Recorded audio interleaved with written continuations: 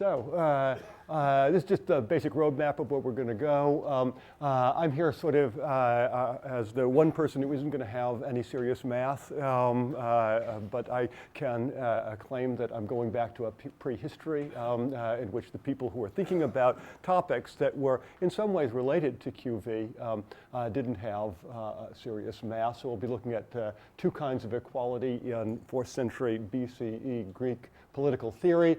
I'll then raise some worries about real money applications to QV. This is not a worry that is relevant to corporate governance and not worries that are relevant to artificial currencies, or at least not as relevant. And then once again, as in Ben and Itai's paper, we were not collaborating. This isn't meant to be ganging up, but we came to some similar kinds of concerns about democratic legitimacy. I'm going to focus especially on the problem about equality of moral worth. So Aristotle's politics, justification for jumping in here. Is this something I happen to know something about, but also that Glenn and then in his co-authored papers started out with this nice quote from Aristotle. The will of those whose qualifications, when both sides are added up, are the greatest should prevail. Now this quote is not discussed in the papers. After all, they're not historical papers, but it does point to an awareness that Glenn has had for a long time that there is a deep history to this issue. The intuition that there are meaningful alternatives to one person, one vote within democratic systems has been around for some time. So the origins of Aristotle's quote, where does this come from? Here I'm leaning almost entirely on a really excellent paper from 1965, one of these rare kind of papers that actually just ends a discussion on a topic. It didn't generate a literature, it ended a literature. Where does Aristotle get this idea of what he ends up calling geometric voting? He gets it from Archytas of Tarentum, a theorist of music, who writes the arithmetical, talking about musical proportions, is when there are three terms that stand in the following relation to one another in proportion. The first exceeds the second by the same amount as the second exceeds the first, like 6, 4, 2. And in this proportion, it is the case that the ratio between the larger terms is smaller and that between the smaller is greater. So you can see 6, 1.5 times 4, 4 equals 2 times 2, greater ratio. The geometric, which is the other one, he actually has 3, but we're not worried about the third one. The geometric is when the first term stands in the same relationship to the second as the second to the third, so 8, 4, 2, where 8 is 8 to 4 is 4 to 2, and each of these, the greater, are in the same ratio as the smaller, so 8 is 2 times 4, 4 is 2 times 2. That's about as much math as we do. Okay, so Archytas probably, we only have fragments of Archytas. We really don't know the full of his work. But certainly Plato, certainly Aristotle, certainly other 4th century Greek political philosophers applied Archytas' theory of musical proportions to politics. So arithmetical equality becomes the principle of Greek democracy in these philosophical discussions. The normative justification is an assumption, background assumption in Greek democracies of equal moral worth among citizens, not among all human beings in the world, but among those who hold voting rights. So the basic idea is equal moral worth is the equivalent to equal standing. Equal standing justifies equal influence, and equal influence is expressed by one person, one vote. So that's the arithmetical, the Democrats' idea. Plato, Aristotle, other Greek elites, thinkers, accept the normative force of the principle of equality. So basically, that's one of the key points here. Everybody says equality is the right way to go. But the question is how to get the right kind of equality. And they're challenging the idea that arithmetical equality is the only type of equality that's available. So the normative justification for this geometrical idea is that persons with superior merit, which may be determined in various ways, they may be better born, they may be richer, they may be more virtuous, depends on who you're asking, an oligarch or an aristocrat or someone like Plato or Aristotle, a moral philosopher. In any case, the person with superior merit deserves more of the relevant goods. So superior merit leads to the idea of superior influence. How much superior influence? Well, ta-da, bring in Archytas, right? And we have this geometric idea that at least gives you some way to measure it. It allows you to systematize superior influence by weighting votes, okay? So that's, they don't go too much further than this. The ancient idea of geometric equality has some similarities, I think, to the contemporary theory of QV, in that I think in the background there is a normative motivation. These are both normative ideas. They actually have something that is meant to get at fairness. We all began to talk about in the Q&A. And the idea is that in some cases, one person, one vote falls short. And there is a mathematical expression. Now, very different levels of mathematical expression, but once again, there's an intuition that we ought to be able to put some kind of a mathematical form to this. There are, however, very important dissimilarities. Geometric equality concerns merit, concerns assumptions about merit, and QV is aiming in the first instance at efficiency, as we've talked about. Geometric equality believes that to be treated equally, people with greater merit, people who are superior, must be, have proportionately more influence. QV, I believe, asserts that to be treated equally, individuals with intense preferences must have at least the option of seeking proportionately greater influence. So the point here is QV does not buy into the core idea that motivated geometric equality. That is that some people are inherently superior to others. Some people deserve more because in all they have more virtue or money and so on. So this is now played out, take this idea played out through Aristotle in the more extended quotes for civil conflict. And this is important. Aristotle thinks about all of this in terms of the danger of civil conflict. Civil conflict is everywhere due to inequality, where classes that are unequal do not receive a share of power in proportion.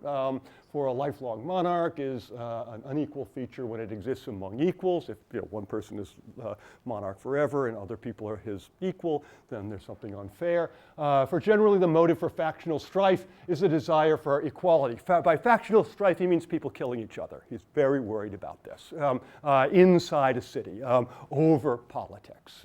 But equality is of two kinds, numerical, that is our arithmetic, and equality according to worth, that is the geometric. By numerical equality, I mean that which is the same and equal in number or dimension. By equal according to worth, that which is equal by proportion, for instance, numerically. And then he goes through basically Archytas. This is the same argument that he's getting from Archytas. I don't need to read out all the numbers. He continues, but although men agree that the absolutely just here taking attention to equality, is what is according to worth. Some think that they are equal in something, they are wholly equal, and others claim that if they are unequal in something, they deserve an unequal share in all things. Okay, so this is the issue for him. Owing to this, we have two varieties of constitution that come into existence: democracy with arithmetic equality and oligarchy with geometric equality, in this case based on inequality of wealth. It could be other kinds, but these are the common forms of regime for Aristotle. For the Constitution to be framed absolutely and entirely according to either kind of equality is bad. Bad because it's unstable, according to Aristotle.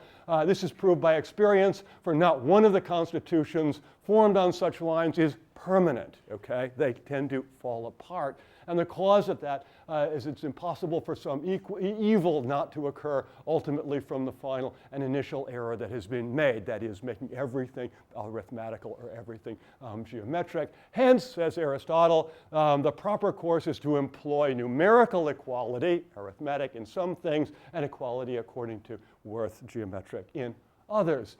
So Aristotle, like Archytas and Plato, associated these conflicting ideas and practices of equality and desert with legitimacy and civil conflict, right? If people don't feel they're being treated fairly, they don't think that they're getting what they deserve, they will fight. And fighting is bad because the world falls apart. The wrong voting mechanism then leads to the loss of a regime's legitimacy and a higher chance of civil conflict. So he really thinks voting mechanisms matter. So this is one of the reasons I think it's useful to go back to antiquity, is because it sort of kicks the stakes up. Instead of just sort of generically thinking, well, sort of interesting idea, it actually suggests that this really could matter a lot. If Aristotle's insight is valid for modernity, that's an if, right? Then the legitimacy of contemporary democracy and avoidance of civil conflict demands some care in mechanism design and application. And that's what I think we should be thinking about. Thinking of how should we be thinking about these mechanisms, and especially how should we be thinking about applying them. So I'm going to say that, paraphrasing Aristotle, the proper course to employ QV in some things and one person, one vote in others. So where should we go? What's the right way? So Aristotle is well known for being concerned with common interests. He thinks justice is basically common interest. And he thinks lots of things are common interests that we probably wouldn't agree are common interests, but among them is certainly the public good of state security. So if we assume with Aristotle, and I'm just taking this intuition as being one that might be generalized, that each citizen has a similar interest in security because we're making an equal worth assumption that avoiding death is of equal value to each individual, then it would seem that decisions about security are ill-suited for decision-making by QV, at least security that is existential at existential level, because QV is focused on differential intensity of individual preferences. So this is just the assumption that we each have. If we're each of equal worth, our lives are worth the same to each of us, and therefore intensity of preferences really isn't the relevant criterion.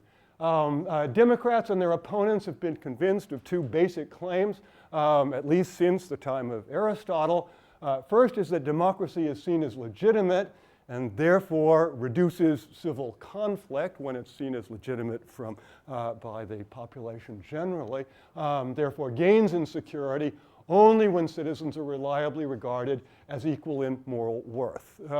By one another, by the law, and especially by mechanisms for making the law. And the second is that equality of moral worth is expressed most clearly and explicitly in one person, one vote. So the thought is that there are good reasons to believe these are true. These may not be all the way down reasons. Once again, we don't have to think this is the only way to go, but giving it up, I think, requires some serious thought. So here are some of the reasons that things might go wrong. Vote buying, and here Eric and Glenn's 2015 paper talk about the taboo against vote buying, which they suggest might be not applicable to QV in light of good outcomes, efficient outcomes. But they do note that under QV it would still be necessary to outlaw extra system vote buying. We can't allow this for reasons that came up earlier. The taboo against vote buying in the political domain arises because, I would argue, it's necessary to maintain the legitimacy of the democratic state or the democratic regime, the system. So if we can just simply buy votes randomly outside the system, then legitimacy collapses. So the worry is if buying votes within a system of QV is legitimized, okay, now we agree, we change the Constitution, we buy votes within QV, then the democratic idea of equal moral worth of persons, a common interest idea of desert is equal interest in certain public goods like security, I think all of these are potentially undermined. The thought here is that although Eric and Glenn point out that vote buying is permitted in the corporate setting, which suggests that the prohibition on vote buying does not reflect some intrinsic moral constraint, but instead advances specific institutional values that vary by context. So I think this is true. That is not some in every possible context, vote buying is impermissible or violates some legitimacy concern, but the context really does matter. So the context in corporate governance is a proportionate number or influence or interest is proportionate to the number of shares owned. So common interest in terms of security, equality of moral worth of persons, democratic legitimacy, they're just not in the picture. This isn't what corporate governance is about, and shouldn't be.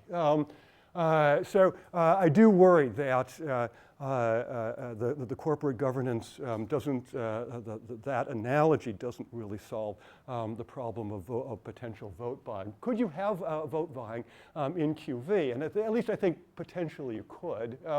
If vote buying is legitimate within the system of QV, why should people respect the government's monopoly on the vote market? I mean, that's sort of the thought. Once the marginal price of one QV vote by A, individual A, reaches the level at which B is willing to sell his vote, why would B not sell his vote to A? I take it under current conditions it's because we don't do that. That's just wrong. No, that's you're really crossing a boundary. But now, well, no, we do that. I mean, people buy extra votes. I'm just simply going to sell mine. Yeah, it's illegal. But now the law seems anyway to lack any, maybe that's overstated, some of its normative justification. Vote buying seems to have compromised the principle of equal moral worth in some ways, and so potentially you get vote buying outside the system, maybe through dark internet, or you can imagine all kinds of vote auctions that would go on, potentially undermining QV. Second final worry, political QV could become a high and vicious tax on small and wealthy minorities and further threaten the legitimacy of democratic process. So once again, the political application of QV is motivated by the gay marriage example, and in that case you get a small minority that has a strong interest in a particular outcome, extending a marriage. But imagine we've got, and this is I think not historically crazy, a small and wealthy and somewhat unpopular minority. Imagine that we have then under QV a majority that launches a legislative attack on the minority's rights. You get a demagogue saying, let's get them. Let's hurt them by passing some referendum measure that attacks them really where they care about. Get rid of their religious institutions. Don't let them wear their special clothes in the street or whatever it is. Attacks them somehow. It's going to be end up being blocked by QV voting because the minority is going to be intensely interested in this. It's going to have a lot of votes, but it's at high cost to the minority. The money that was spent, this is imagined as a real money market, gets distributed to everybody else. How great! We didn't really think we were going to actually get that one through anyway, but it put the fear of God into them, didn't it? And it made them pay a lot of money. Let's do it again. It doesn't have to be an identical thing. Let's just launch another one and another one and another one. So the idea is it becomes sort of a tax on that or on other minorities. So the fear is that we get perverse incentives. The pro rata gains by the majority hurt the majority's enemies and help the majority's friends in a way that was a form of morality that Plato and Aristotle both objected to. So in this case, if this happened, then QV is clearly being corrupted. So would it happen? Once again, I don't know if this would happen, and I think it's a question of thinking about how it goes. But if it did, it would seem to be a very bad thing.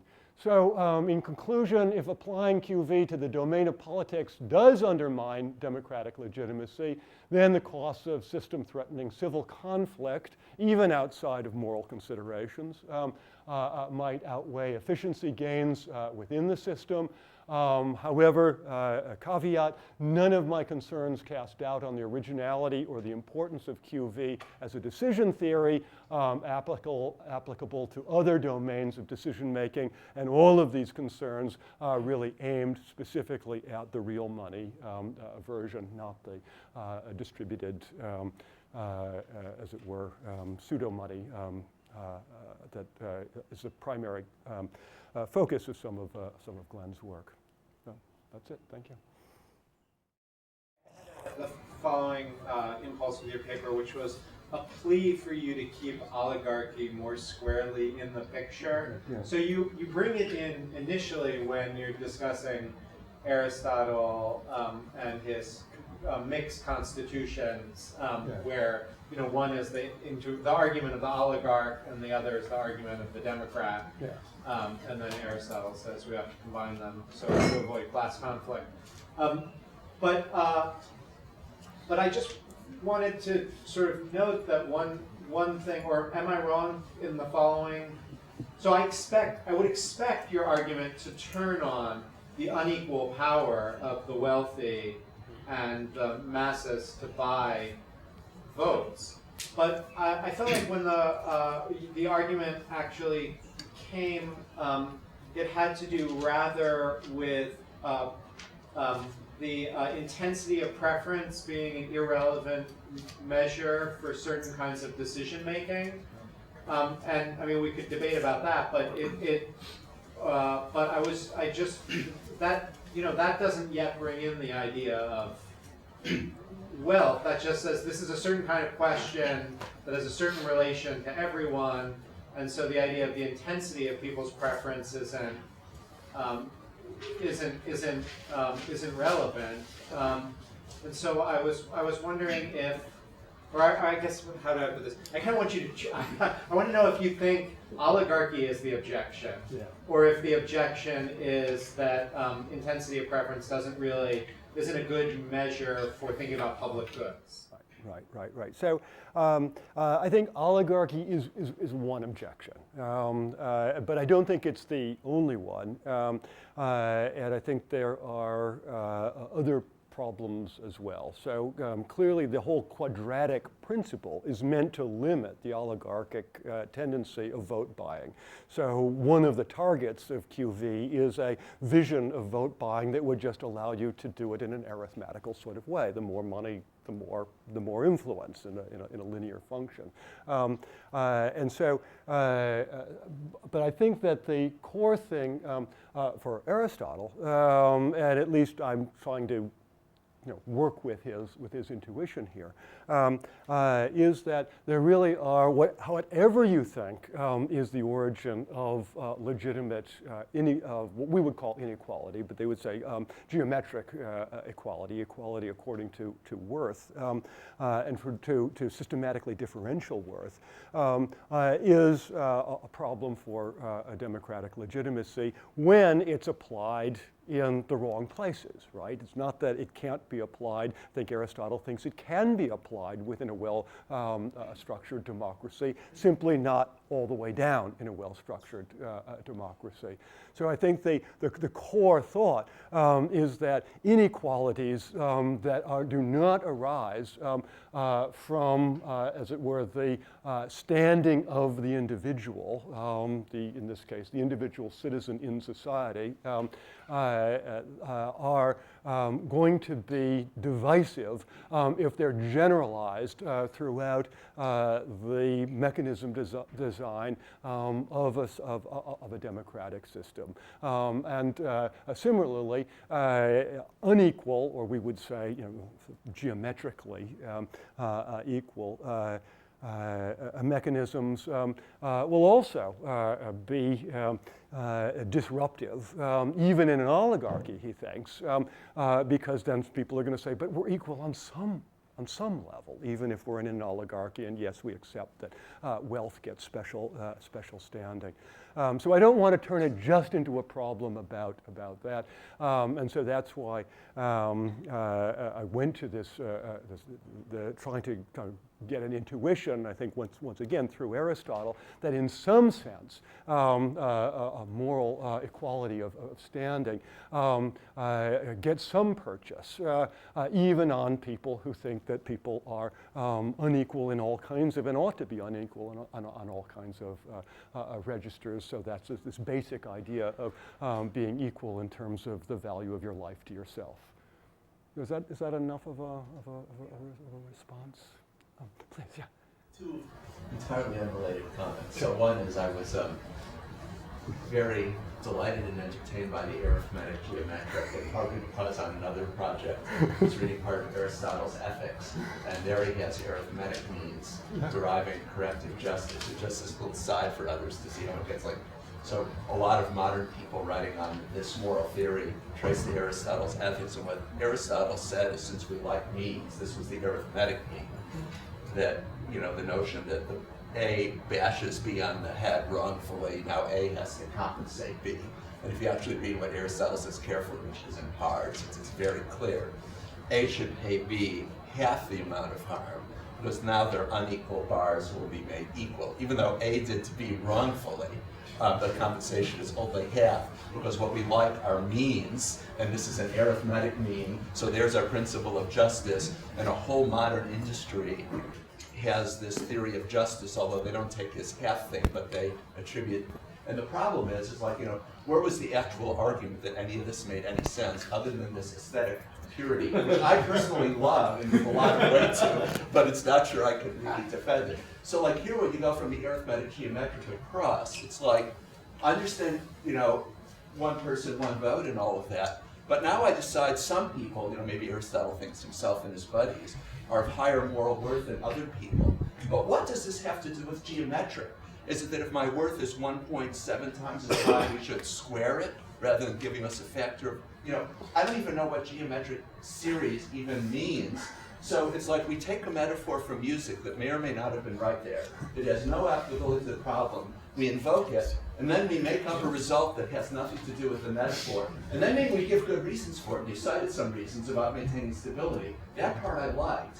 But all the other stuff, is this just like, this is how they entertain themselves back then?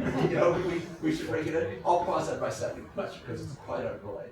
Yeah. So I don't have much of I'm not going to defend the thought that this is, captures anything meaningful about any real, even imagined inequality in the world. Yeah. So the Aristotle ethics stuff about the mean, I think, is a somewhat different story. I mean, he's doing it specifically within ethics, and he's trying to find a whole series of means between extremes. Sort of an empirical political science by metaphor to music and not even using it. Yeah. And it could be right, but like. Yeah. So this is just a thought that I think they feel that somewhere in mathematics there ought to be some basis for coming up with something, moving from this to something, because otherwise you just say, well, look, I'm just so much more superior. I feel I'm just worth 1,000 of you, and you say, no, you're worth at best a dozen of me. Yeah. So why, they find something in musical theory that has this ascending scale, and sort of grab it and say that I think the big point is it's other than this kind of additive 1, 1, 1, 1. Add one more individual, and you have one more voter within the. So my other question or comment, it also relates to the prior paper, and it relates to the democratic legitimacy of one person, one vote, and the reluctance to have vote buying, things like that. So again, sort of in the spirit of a lot of Glenn and Eric's comments and writing stuff like, well, what's actually going on in one person, one vote.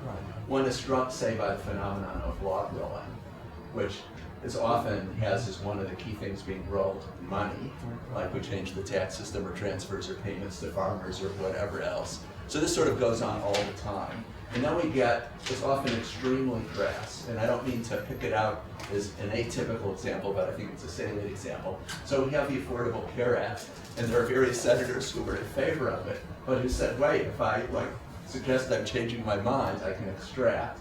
So Senator from Nebraska gets a payment that is publicized as essentially $4 billion in cash for his state in order to come back on board. And we sort of see this going on within one person, one vote. And since it's collected with, say, comprehensive health care for everyone, one of these things where a lot of people thinking that any intensity or other stuff is inappropriate.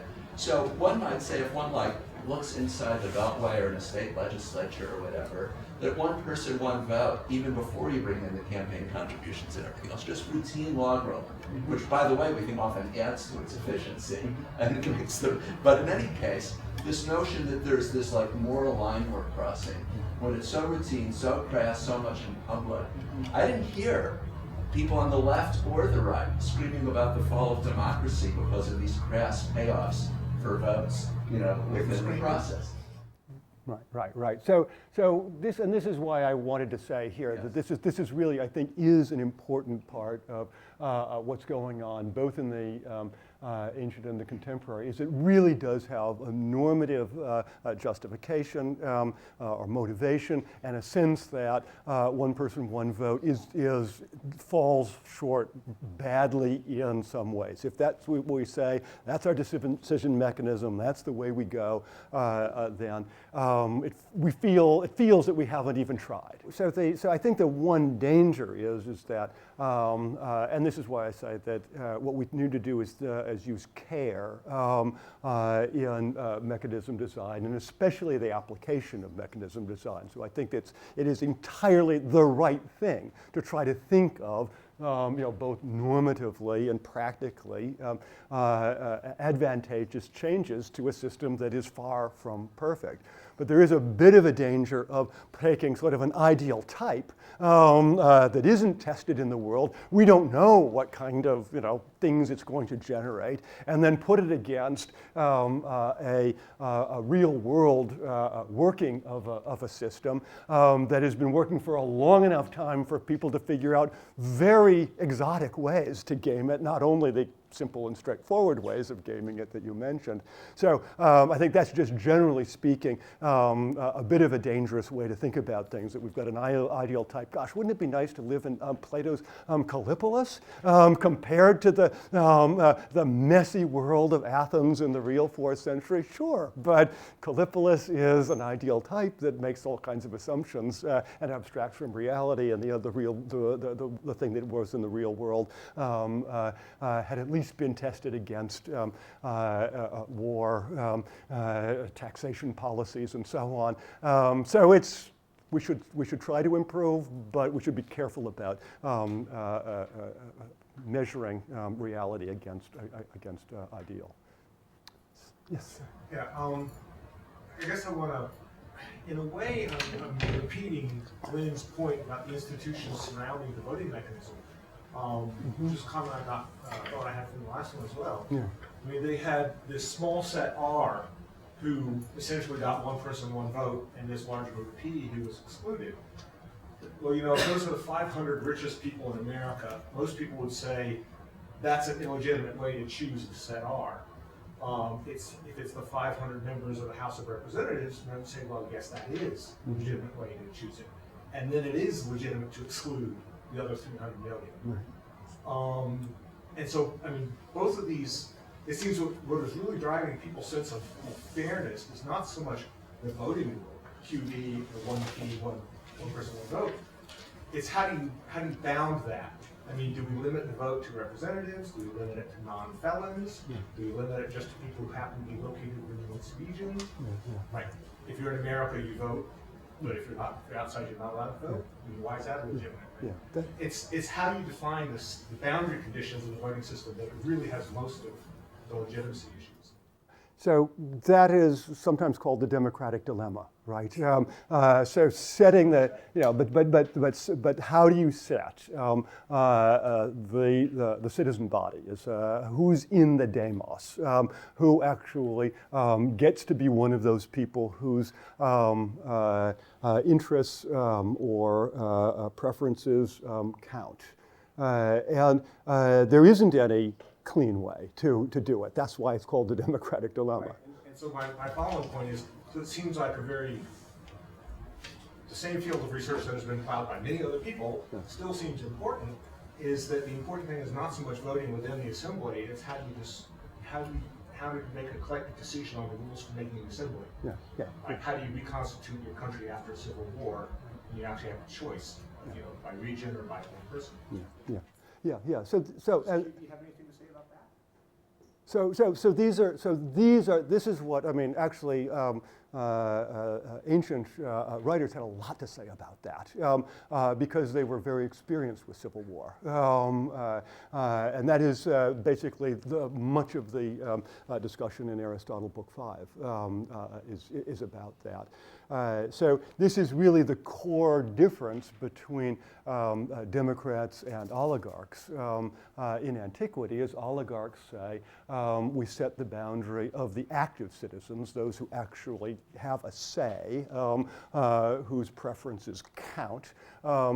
We determine that by a property qualification. Democrats say, no, we determine it by being, it's the adult native males who live within.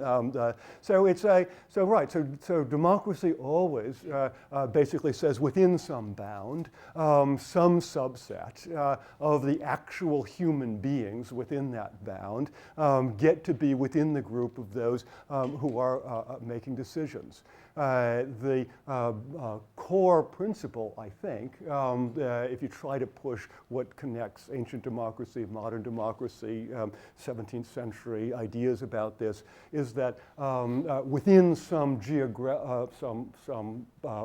territory, which is already arbitrarily decided, but within some given territory, those who are, so it says the Democrat, those who are culturally imagined as potential citizens are actual citizens. The oligarch says no, the wealthy subset of them, or the aristocrat says no, the well-born set of those people who are imagined as being citizens. If you do it strongly enough, if the aristocrat sort of wins over time, then you simply can't imagine anybody who isn't well-born being a citizen. But now, in where we are, so the dilemma is not soluble in pure philosophical terms. What it is soluble is in historical terms. Where are we now? I thought your answer would go in a different direction. I thought your answer would go in the direction of saying we have constitutional decisions, we have day-to-day decisions, and so constitutional decisions are the ones where quadratic voting probably doesn't work. In a bit of ignorance, we shouldn't use quadratic voting. We should use one person, one vote, or at the constitutional convention we should use one person, one vote. And once we have set up a constitution that governs day-to-day life and actually takes care of the protection of minorities, then we can use quadratic voting with much less fear, because the last example of how do we make sure that the wealthy minorities don't get led to death, all that has already been taken prior to that, not through quadratic voting. Yeah, I mean, that's certainly one place you could set the limit. And in that case, you might say that you'd have a democratic decision that's just once in 1787 or whenever it was. And from then on, you can simply set that sort of democracy aside and let the quadratic or otherwise non-individual vote mechanism do the work. I don't have, a strong, I mean, that's one way to do it. My only point is that we need to attend to the strong intuition that is there since antiquity, that there isn't, that if we separate out the idea that each individual on some very salient decisions, like the one on security, that each has an interest that is equal and therefore ought to have an influence that is equal. If we set that completely aside, then we have set aside something that seems to be at the core of democratic legitimacy once we've decided who the citizenry is, which is something that that changes over time, frankly. So I don't have any particular story to tell about exactly where that But I thought your argument fit the story that I concocted. Yeah. No, you could certainly tell a story along those lines. Yeah. Well, this is very interesting to see everything you're talking about anciently, and I liked what you said about this raises the stakes. Let me throw out another example that raises the stakes. We've been talking about democratic legitimacy, but something like quadratic voting or the version of it that's normalized gradient addition could give you a different kind of legitimacy. Suppose you're the leaders of China, and you've been getting legitimacy for a while just by sheer economic growth. That's going to get a little tougher, and so you got to start consulting with people somehow in order to have legitimacy. But you're worried that if you just gave up power, there'd be civil war, or maybe you just want to hang on to power, that the only way to actually take you out of power would be some terrible civil conflict. So you're going to hang on to power, but you're willing to try to give people what you want. I mean, you'll make it nice for the leaders, but that takes a little tiny slice of GDP, and otherwise, you're actually happy to deliver to the people what they want, and so you run this mechanism. But anyway, the point is, this is big stuff. This is not like some little thing off to the side that can never happen. I mean, it's a way for an autocrat to maintain legitimacy too, and so it's not just democratic legitimacy you can get from having an appropriate way for people in the country to express their desires. You can also get other kinds of legitimacy from letting people express their desires. I mean, you can't have essentially autocratic legitimacy if you can prove by action that you really are a benevolent dictator. I mean, it's still dangerous because maybe you'll decide to be terrible in the future. So it's not like that's a great system. But if the autocrats are going to stay in power no matter what, you're going to have a better autocratic system if it runs this kind of thing. The usual way that autocrats get legitimacy is from God. That is what it is the mandate of heaven which gave the rulers of China legitimacy for a very long time. A very unfair interpretation of the mandate of heaven. Well, it is true that you have that's a very it's true. I'm trying to move things through quickly, but the mandate. No, you only keep the mandate of heaven if things go if you run well. That's absolutely true. You can lose the mandate of heaven. The demonstration that you have lost the mandate of heaven is that things are going things are going to hell. You're not being a good ruler. But there's no that ultimately it is in the relationship of the ruler to the divine order that gains legitimacy. I think the big problem that autocrats have today is that autocratic sources of legitimacy are not what they used to be. The claim that a special relationship of certain persons or certain families to a divine order, and then as long as you rule well, then it proves that your relationship to the divine order is there, it simply doesn't hold water anymore in any kind of strong sense. This is, I think, the problem that the Chinese now have, is that in a sense they have to act a little bit democratic. And they certainly are trying to have various experiments at the village level and the town level and so on to try to gain more So yes, legitimacy is just a generic problem of all political systems. But there's a completely different way to get, there's a third way to get legitimacy, which is you don't need to claim a special relationship with God. You just need to be the faithful executor of God's rules, which everybody knows. Special relationship with, yeah. No, you don't have a special relationship. It's just as long as you're a good custodian of the holy law and everybody knows the law and can see that you're implementing it correctly, then there's no need for democracy, no desire for democracy, because to impose man-made law would be to overrule. Okay, so right, but that no, sure, okay, but in that case, we've got a society that is absolutely in agreement about what is the relationship of the human to the divine, and this is, once again, it certainly exists in some modern societies, but it is not the world we live in much of modernity.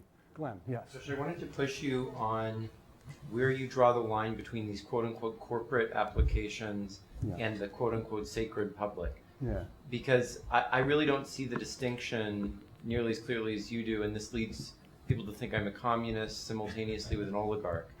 But maybe I'm both. In particular, corporations, and I think this is a source of major conflict in the current presidential campaign, make all sorts of decisions that bear very intimately on the way we live in a society that determines thousands of jobs for people, it determines what our environment, there's all sorts of things that corporations do that very much bear on all of us. And in fact, for much of the history of the corporation was viewed as a grant from the state specifically to make decisions that were consequential for society. Take one step beyond that. Think about a public bridge. Those have been managed by private concessions. They've been managed publicly. They've been managed in hybrid ways in between them. So that's a second domain. Then we go to a next domain, infrastructure policy for the country as a whole. Or another domain, prisons. So we are gradually going towards things that hit our heart, more and more and more. Where is the line that you draw between these? Personally, I wouldn't draw the line between them at all. I would govern them all in a similar fashion, and that would make corporations more democratic, quote unquote, and it would make, quote unquote, polities more oligarchic. But where do you see the line? Yeah. So, look, I'm certainly not an expert in corporate regulation, but it seems to me that really the distinction here is that corporations have a standing in most people's mind as a kind of a quasi-individual that makes its own decisions as a quasi-individual, and it is the owners of that thing that are relevant to the decisions that it makes. Corporations are regulated, as are individuals in the world, by some sort of a public legal domain that is meant to then stop the dangerous individual from doing harm to the rest of us.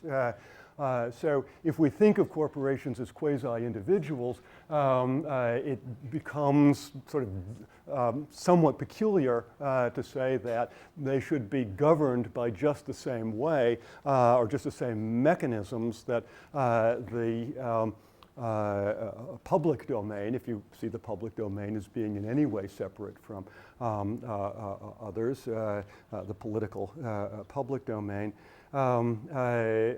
just because in a sense, I don't want the government to, well, see, I'm supposed to make my own choices about what is good for me, right? So as an individual, I make my own choices about what is good to me using my own deliberative faculties, right? The law set in the public domain limits what I can do based on the decisions I make for myself. Corporations are similar. The tradition of corporate law actually was that grant of quasi-individuality was made in exchange for an agreement, essentially, that the corporation would in various ways serve Just through the history of corporate law, that's how it came about, and in England and in the Netherlands and so forth. And I agree that today it's perceived in a little bit of a different way, but in fact that was sort of the idea behind these common stock. Right, and but of course they were initially only created through acts of legislature, right? They could only be brought about in the public interest by an act of the legislature that was considered to be responsible for protecting and furthering the public interest.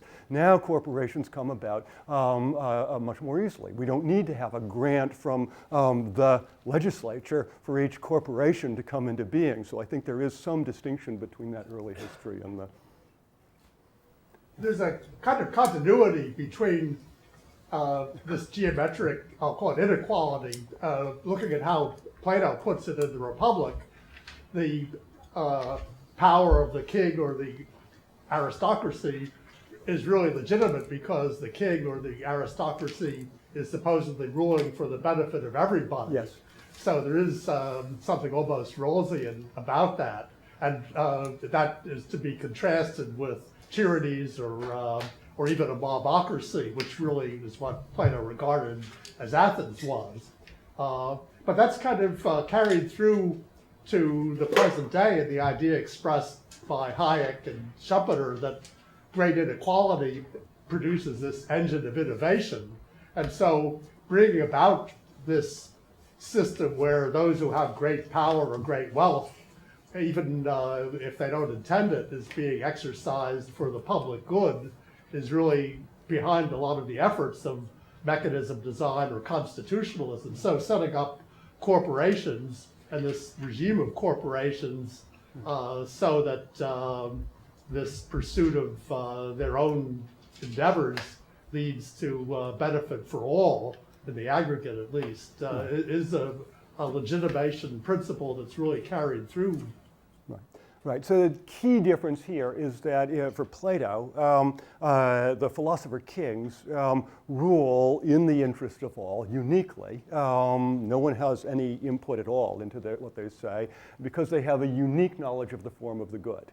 They know absolutely what is the good for all humans, and they arrange things accordingly. So if we assume that any other system has that unfailing knowledge of the good, complete good, not welfare, not anything that we could disaggregate it, the good for all humans, then presumably we would be reasonable to say, yes, that would be the right system. That whatever got that going would be fine, and whatever kept any influence outside of that would be fine. The Democrats' assumption is always that nobody does in fact have knowledge of the form of the good. The form of the good is not available to mortals, and therefore